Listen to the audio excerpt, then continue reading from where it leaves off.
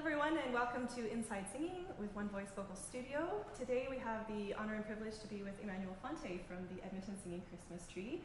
Now you are the artistic director and the conductor, yes? Correct. And how many years have you been doing that? 6 years in my present role, although I moved here in 1990. I did 4 seasons before moving to the United States.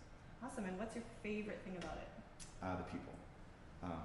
That we get to do more than just perform, that we give back to the community, that we make a difference in people's lives, both as the performers as well as the community. Awesome. And so how would you say, with your experience with conducting orchestras and choirs and just auditioning singers as solo people as well, how would you say singing in a choir is different than singing as a soloist? Well, the first thing is when you're a soloist, you're by yourself, so you get away with a lot of different things. Whereas a choir, the biggest thing is it's not about you. When you're in ensemble singing, you have to submit yourself, your desires, your perspective to others, which is actually very difficult for some people, right? Because that means you have to listen differently, you have to blend differently, you have to consider yourself less important than the people around you, which for some performers that might be a challenge, and for others it actually brings them out of their shell to really listen to each other. But the biggest part is performing in an ensemble means that it's not about you. Yes, which we talked about actually in our last video as well, doing preparation and then letting go of all nerves and anxiety, because at the end of the day, it's not about you, it's about the audience. Sure. But in this situation, it would be also about your co-singing partners. Absolutely. Yes? Okay. Yeah. Cool. So when you audition people for the ensemble or for the Singing Christmas Tree, what is something that you're specifically listening for or looking for in an audition? Great question. The first thing is tone for me. So how they create their sound. Because when you're putting people together in a group, the minute you put those different flavors together, now you've created something new. So first thing is tone, and how that tone is going to mix with someone else's tone and create something new. And secondly, it's intonation, pitch. Especially in ensemble stuff where the music might be more challenging, pitch is a massive, massive thing. So what is a suggested help for somebody who maybe wants to get into choir singing but maybe is worried a little bit about their pitch? Do you have any advice? Great question. It always starts with air. Air and accountability. So accountability is just like anything in life, coaching, right? So getting someone to coach you through it, a third party that's objective about what they're hearing and giving you feedback. Because the reality is, on our own, even with recording devices, we're just not objective about what we can do. So having an objective third party is massively important. Wonderful. And that actually brings me to another question, and that is, how important is the ability to read music in choir singing? Great question. The answer, not to sound like a lawyer, is it depends. It depends. So there's certain styles that actually music can get in the way. Black gospel, as an example, pop music.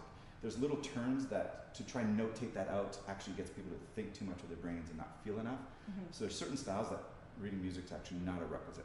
However, classical music or polyphonic music where you have multiple parts even within, let's say, the section.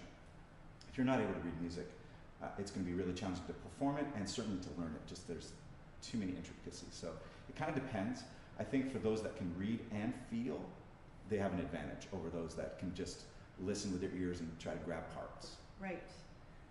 Yes, and because I've had several singers come to me also and say, I really need help with my part because I can't read music. And so I will sit with them and plunk the parts out so they can hear it and they'll record it and work on it. But I also agree, if we get too attached to the page, then we're no longer telling a story. Absolutely. And the tone disappears from our voice and the rhythm. Well, it's just like anything. If you don't internalize it, then you're just intellectualizing it. I don't know if that's a word, intellectualizing. Yeah. But if you're only intellectually involved in the art, people feel it. They know that you're just trying to figure it out instead of feel it. Yeah, that's excellent, excellent points. We want to thank you so much for being here with us today. Did you have anything you want to say to our viewers and our singers today? I think that the opportunity to grow in your craft, to develop both technique and performance is massive. I think we all desire to do really well in life, whatever it is that we do. Without coaching, there's just a plateau you're going to hit. There's a ceiling. So I think objectively having feedback given to you and then to grow and learn from that and to be in an environment where that could be part of the learning, I think is really, really important. For me, the choir or an ensemble, I joke sometimes, I say that it's a benevolent dictatorship. It's actually not.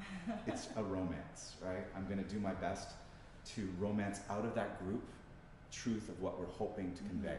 So I think the same thing when you have teachers that will romance out of this person what's already in there, their desire, and they just need to attach it with better technique, better objectivity in terms of how does this come out? What am I actually portraying?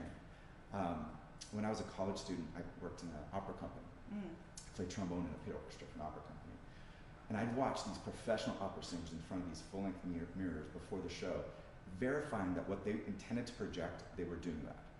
Because too often we think that we're saying or doing something, we're actually not. Yes. And until you have the ability for someone, a coach or a teacher, to say, hey, I know you intend this, but you might have to turn up the dial, or when you intend this, this is what's actually coming across. Might try this.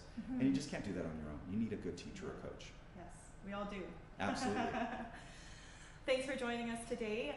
Comment below on any positive experiences you've had in a choir, or if you have any advice that you have felt is helpful for you in a choir experience. If you want to say hi to Manny, please pop us a comment in the comment section below. We will post the link for the Edmonton Singing Christmas Tree tickets in December. Please come out and see the wonderful show, and pop us an email if you want to sign up for some lessons. We'll see you later. Thank you so much. Thank you.